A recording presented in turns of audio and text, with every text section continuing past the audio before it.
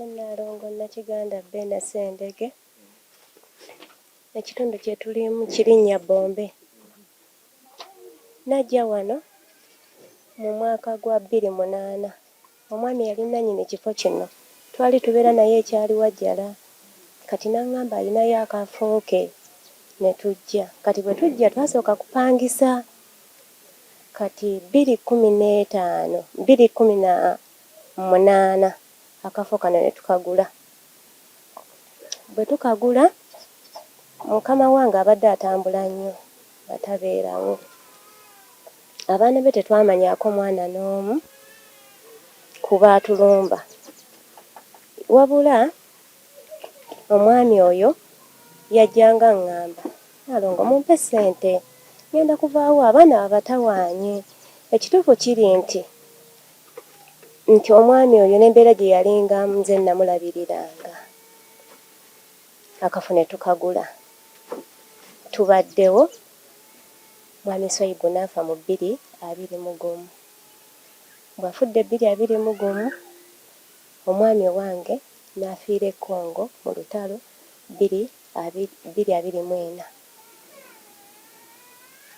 Yafa 27 Ogwokutaano 2024. Bw'afa ne bamuleeta nga 29 ne tumuziika nga 3. Ng'ennaku z'omwezi 2 taata amuzaala puresha yamukuba n'afa. Ne tuddayo ne tuziika taata.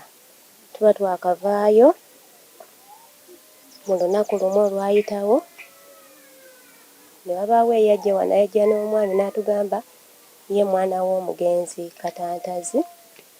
N'atugamba nzize kugamba gwe Nalongo Consent ye nzize kugamba nti ekifo kino twakitunda. Twakitunda $60,000, baatuwaako $40,000 waasigalayo 2. Kati oba gw'osobola ng'oli tumuddiza ssente ze. Kati omwami oyo yamala n'akomawo. N'aŋŋamba Nalongo ekifo kino sikigulanga. Ne nakutunuulidde n'embeera gye nakusanzemu kuba bwe baŋŋamba mbeera n'enfeyitinga. Naŋŋamba n'embeera gye nakutunuuliddemu n'enkusaasira. Naŋŋamba kanjije njogeza amazima ekifo kino sikigulanga. Naye bwe wabaawo ensobi yonna gitereeze. Kati amagezi ge nali nina okukola kweddukira wa chairman. Kuba bwe twali tugenda gula ekifo kino chairman namukubira ne muyita n'ajja. Bw'ajja ne mugamba Swaibu agamba otuguze ekifo kino. N'ambuuza nti ssente weeziri. Ne mugamba nti ssente weeziri. Nze nali mu Umoja nga munnange ali mu Wazalendo ne tugatta. Kati n'aŋŋamba kale tewali buzibu Nalongo mukigule ate wano tukumanyiddewo tukumanyi abantu bakumanyi. Chairman n'akola ate n'agenda. Omwami oli bwe yafuna obudde n'akomawo ne tusasula ekifo. So bwe nagendayo chairman yasooka n'alaga ng'alambulula abantu abo ng'abannyonnyola byonna nga bwe byali. Chairman simanyi mbeera kwe yava nanneekyusiza.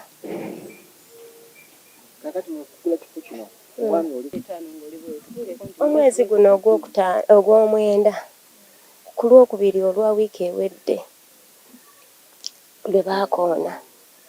So nali mulwadde era ndi mulwadde wa mutima naye olw'embeera y'ekyekange ekyo kyekyanviirako okubeera nga samanya byonna nazirika okunnyumiza nazirika naddamu okutegeera kiro nga ndi mu ddwaliro.